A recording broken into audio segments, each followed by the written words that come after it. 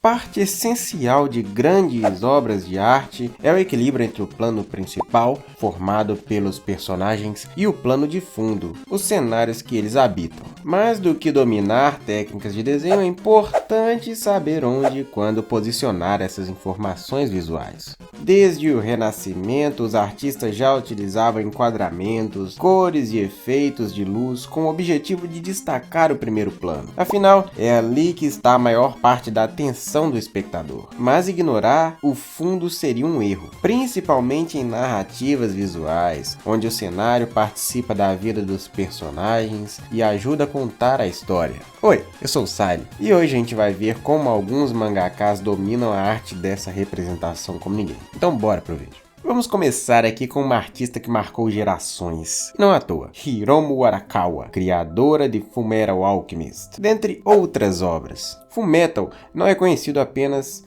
pelo seu sistema lógico de alquimia e personagens únicos, mas também por um design visual que se mantém coeso, específico e expressivo ao longo do tempo, coisa que é bem comum em todas as suas obras. Seu traço tem uma estética e uma singularidade bem clara. Seu estilo, desde quando ela começou a desenhar, ele evolui. Começa com um traço mais limpo e se torna mais carregado e emocional nas fases finais. Mas desde o início, o que mais chama a atenção é o jeito que ela usa o fundo, ou a ausência dele. Ela não procura fazer cenários absurdamente detalhados. Seus fundos não são renascentistas e nem precisam ser. O que ela faz é criar um universo que serve à narrativa. Em Fullmetal, o cenário é fortemente inspirado na Revolução Industrial Inglesa. Isso aparece nos trens, fábricas, engrenagens, mas também nos pequenos detalhes. A própria alquimia parece uma metáfora entre ciência e misticismo, reforçando a época fictícia em que a história se passa. O fundo em Arakawa tem um papel simbólico, fortalece a emoção na cena, mas sem chamar mais atenção do que os personagens. Não é como em obras puramente fictícias como Naruto, onde você reconhece imediatamente a vila só de ver uma pedra ali no fundo. Os cenários de Arakawa, eles não têm uma identidade visual tão específica assim. Eles funcionam organicamente como a proposta temática da história. Ela desenha o necessário, nada mais, nada menos. Isso gera cenas com um ótimo equilíbrio visual. O preto e o branco e o uso intencional do espaço vazio ajudam a traduzir a emoção de cada um desses personagens, de uma maneira quase que poética. O fundo ele serve à narrativa. Ele desaparece quando a cena exige um foco total e aparece em seus pequenos detalhes quando a história pede. Hiromu dá uma ênfase muito grande no desenho em si. Diferente de alguns artistas que utilizam técnicas para fazer cenários absurdos, ela deixa aparente essa sensação gráfica de desenho analógico, não só em seus personagens, como até mesmo em seus fundos, o que gera diversos painéis e cenários menos realistas e mais próximos de uma ideia mais cartunesca. E por essa razão, muito de seu fundo desaparece em lugares específicos de suas páginas. Sua parede ou prédio são apenas fundos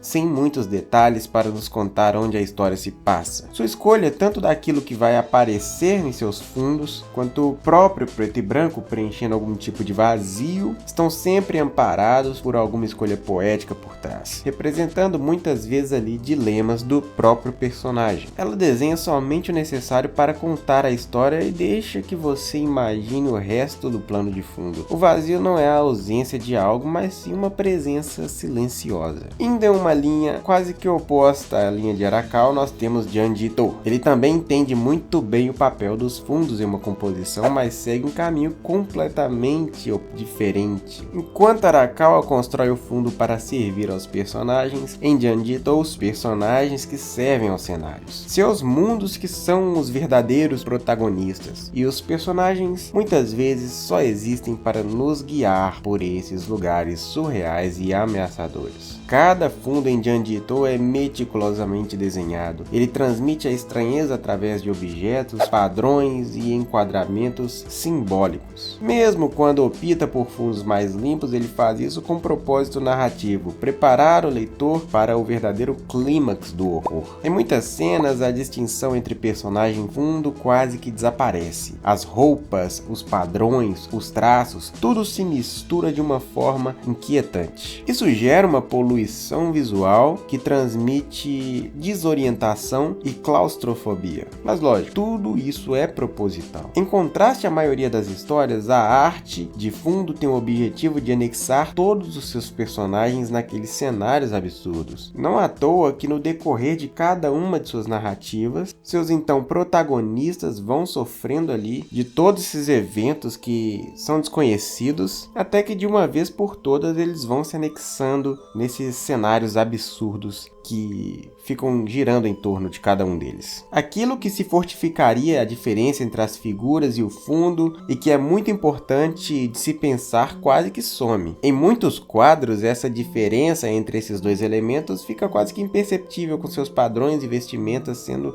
semelhantes ao fundo de uma maneira quase incômoda. Isso faz com que seus protagonistas sejam descartáveis. Os personagens que realmente importam, que são relevantes, são as ameaças. Aqueles que de alguma forma foram adicionados a esses painéis de fundo como parte daquele próprio mundo estranho. Personagens como Souichi, Fuchi e Tomie se destacam porque parecem brotar do próprio cenário como criaturas geradas por um universo extremamente doente. Ito também usa muita rachura repetitiva, criando textura e ruído visual. Essa repetição quase que hipnótica fortalece a ideia de caos, ilusão e monotonia, elementos centrais em suas histórias de horror cósmico. É o cenário que engole os personagens e muitas vezes o leitor. Tanto Arakawa quanto Junjito dominam a arte desse elemento da composição, mas fazem isso de uma maneira completamente diferente. Um cria um mundo que serve de apoio para o drama humano, o outro cria mundos tão estranhos que os personagens se tornam apenas peças de um quebra-cabeça maior